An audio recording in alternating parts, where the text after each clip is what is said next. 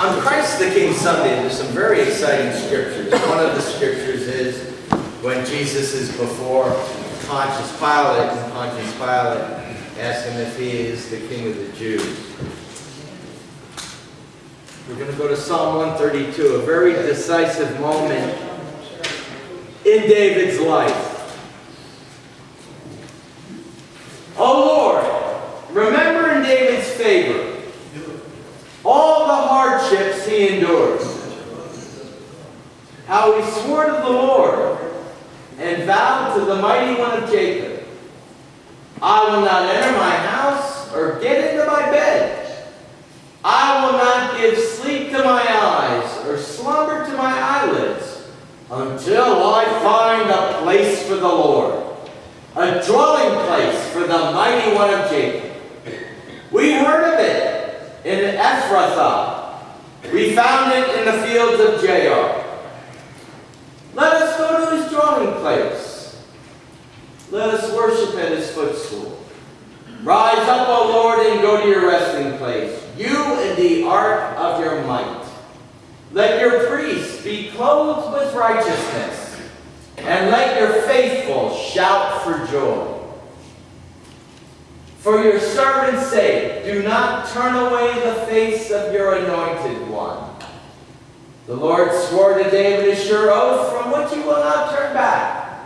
One of the sons of your body I will set on your throne.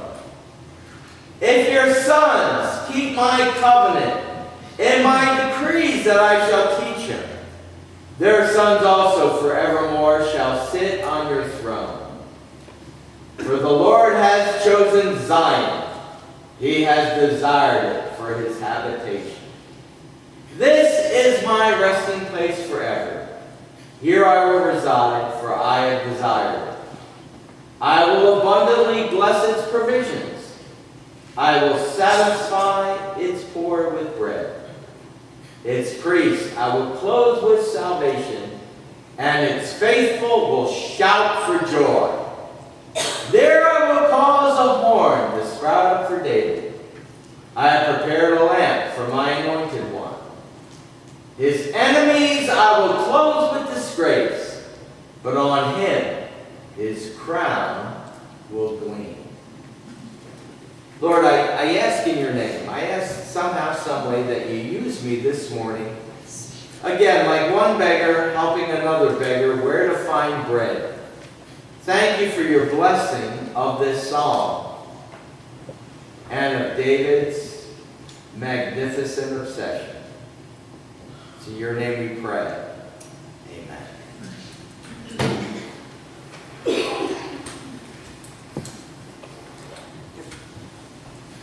It's Christ the King Sunday, the end of the Christian year for the church.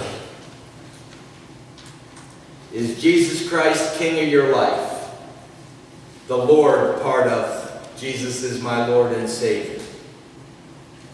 Perhaps the more important question is, what does it mean that Jesus Christ is King of your life? What does it mean that Jesus Christ is King of your life? David has a very deciding moment in his life. Here's what happened. David is living here, and he realizes that the Ten Commandments, the Ark of the Covenant, he's living in a house, and God's stuff is in a tent. He's living here, and he realizes that where God's stuff is down here. And he doesn't think it's right that he should live here, and God should live here. It's kind of like the story, this wasn't in my notes. Somebody had a 5-year-old turkey in their freezer, so they called the Butterball hotline and said, what do I do with it? They said, oh, don't cook that, won't be good for your Thanksgiving dinner. And the person said, oh, okay, I'll just give it to the church. It's a true story. David hits a point in his life where if he's here, David doesn't want God here. David wants God here. Only the very best And he uses some real strict language here. David, point 1. David makes God a priority. I will not give sleep to my eyes or slumber to my eyelids until I find a place for the Lord, a dwelling place for the mighty one of Jacob. David has come to a point in his life where he wants to make sure he's a part of God and what God is doing. And only the very best will do. He wants to build God a temple. This becomes David's magnificent obsession. He says, I won't sleep. I won't rest until this is done. And there's so much in this psalm. And there's so much to the story. God doesn't let David build the temple. Solomon will, but David won't. There's a lot of story here.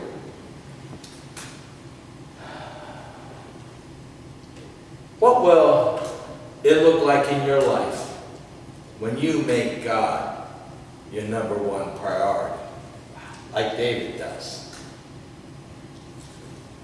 But there's an issue here. David makes God a priority. He says, I got to find a place for you, God. Point 2 is, Jesus Christ clarifies David's priority. Jesus points us in a new direction. Jesus says, if you want to prioritize God, more important than building a building, it happens in Matthew 12:6. Jesus says, I tell you, something greater than the temple is here. And they hated Jesus from that day on. Who did he think he was? Messing with the temple. The temple was the highest and the best, like David prioritized it. They hated Jesus from this day on when he said, you got something greater here than the temple. Jesus says, what could be more important than the temple? Jesus says, me. God himself. Who do you think he was? Well, he thought he was God. And he was right. Oh my God, in that story, in Matthew 12, his disciples were really hungry. They plucked some, they were in a cornfield. They were passing by a 7-Eleven and they bought themselves a sandwich.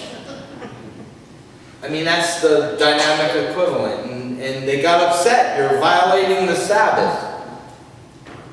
And Jesus told the story of David's men going to Ahimelech, and Ahimelech giving them the bread from the temple that was only for the priests.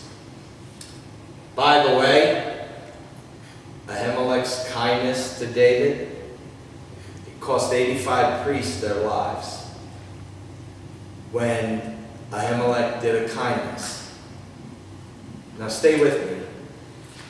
Rabbi Boaz at the Thanksgiving Tuesday night service, he said, we think terrorism is new. Terrorism is very old.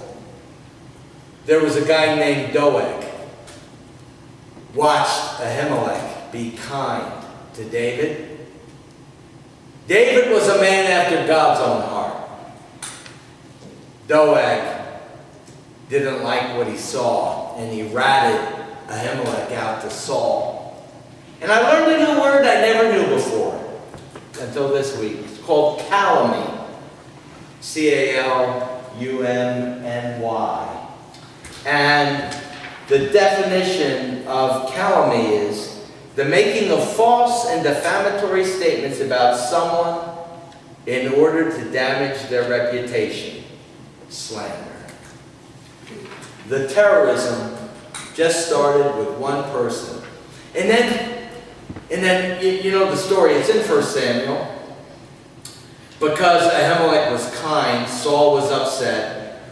David's a rising star. Saul's a downward star. And Saul looks to his right, to his left, says, kill these priests. Saul's right-hand man and left-hand man said, I'm not killing God's priest.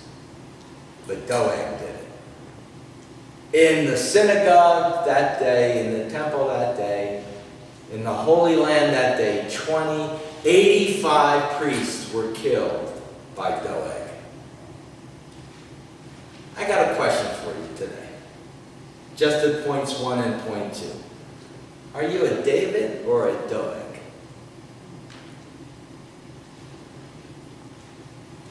I couldn't have asked for a nicer children's message. When it starts coming out of the tube, maybe it needs to stop coming out of the tube. Amen? David prioritizes God. God, I'm going to build you a temple. Jesus comes along and says, I'm even more important than the temple. By the way, the temple's not going to last, but I am the way, the truth, and the life. No man comes to the Father but by me. I'm everywhere. And Jesus invites us on this Christ the King Sunday to focus on a person. To have a priority in our life as a person. This is my commandment, that you love one another as I have loved you. The one in you is greater than the one who is in the world. If God is for us, who is against us? I can do all things through Christ who strengthens me. In all things God works for the good of those who love him, who have been called according to his purpose. That means when an enemy goes for your throat, it might be the best thing that ever happened to you in your life. Because it will connect you to God like you've never been connected before. That when things come at you, God is with you. In all things, God works for the good of those who love him, who have been called according to his purpose. I will build my church, and the gates of Hades will not prevail against it. David prioritizes God by wanting to build a temple. Jesus clarifies this priority by saying you need to focus on me. Point 3, with Christ as King, this brings us to a new purpose. Having a new punchline in life. What's your purpose in life? What's your punchline? 3 weeks ago in Sunday school, and then 2 weeks ago in Sunday school, I showed a little TED Talk by a Michael Jr., a Christian comedian, a Christian clean comedian, who 19 minutes, 45 seconds, over 1 million hits. He has his TED Talk is entitled More Than Comedy. And Michael Jr. testifies, and another, 2 weeks ago, I showed another where he gives his Christian testimony. But Michael Jr. tells a story that he's about to do his comedy, and his goal in comedy was to get laughs. And he said one day at the beginning of his routine, he felt like the Lord did this. He said, I don't want you to try to get laughs anymore.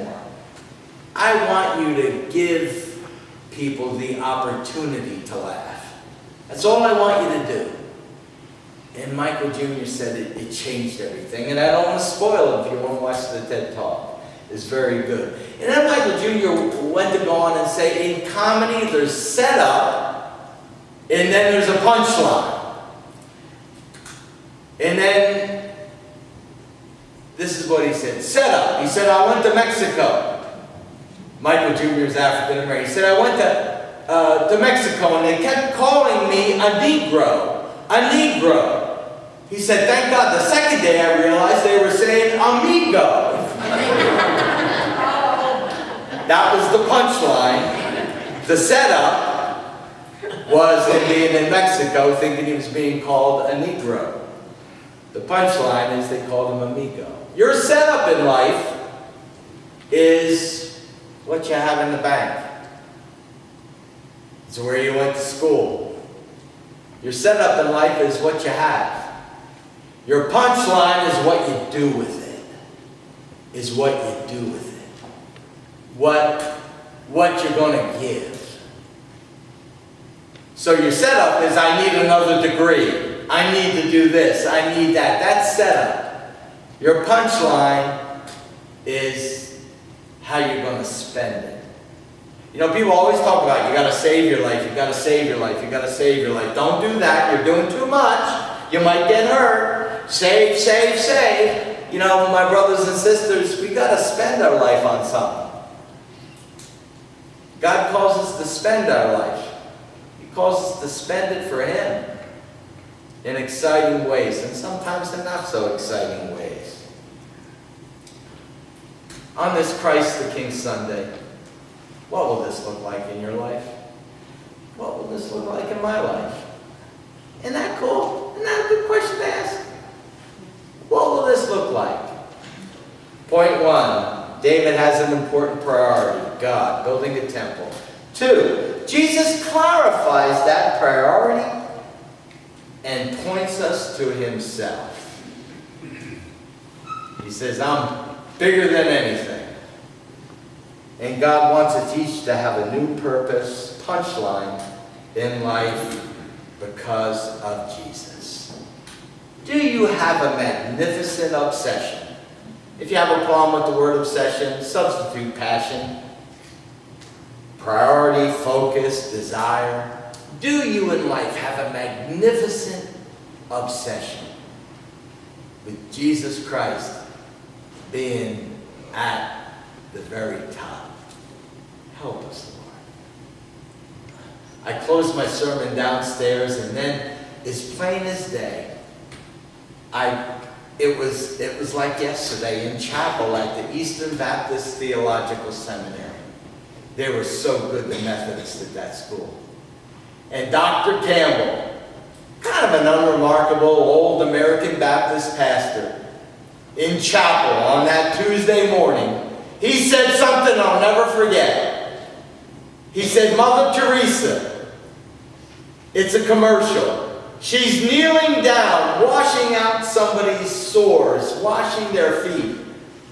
And he says, you hear a voice saying, a whisper, I wouldn't do that for $1 million. And Mother Teresa cocks her head and says, neither would I. On this Christ the King Sunday, Jesus Christ is King. Let's be David's, not Doeg's. Amen. And follow Him. Let's pray. We love you, Lord. Help us, Jesus. Help us to be David's, a man after your own heart. Help us, God. We love you and we need you. Breathe on us, breath of God. Fill us with life anew. Forgive our sins and call us forth on this Christ the King Sunday. You are King, Lord.